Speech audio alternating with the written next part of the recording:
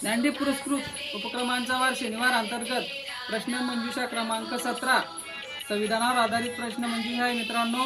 आणि दिनांक 6 डिसेंबर 2025 सहभागी विद्यार्थी जयदीप प्रदीप पाटील इयत्ता 5वी घेऊ।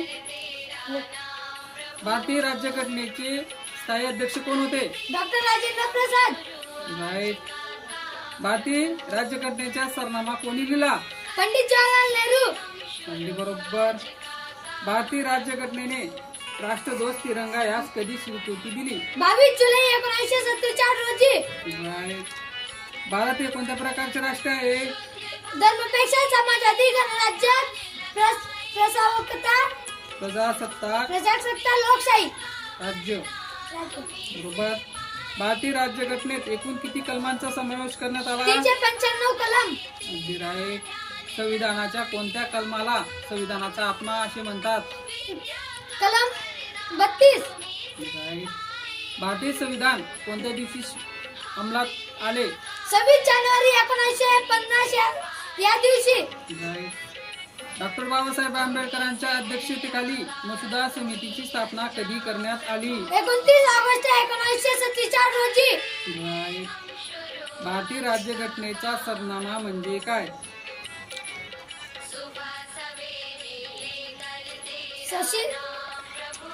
राज्यघटने प्रस्तावना। राज्यघटनेची प्रस्तावना। भारतीय संविधानाने नागरिकांना एकूण किती प्रकारचे मूलभूत अधिकार दिलेले 6 प्रकारचे। बरोबर। भारतीय संविधान तयार करण्यासाठी किती कालावधी लागला? 2 वर्ष 11 महिने 18 दिवस। बरोबर। घटना समितीच्या एकूण किती उपसमित्या होत्या? 11 उपसमित्या। भारतीय संविधानाने नागरिकांना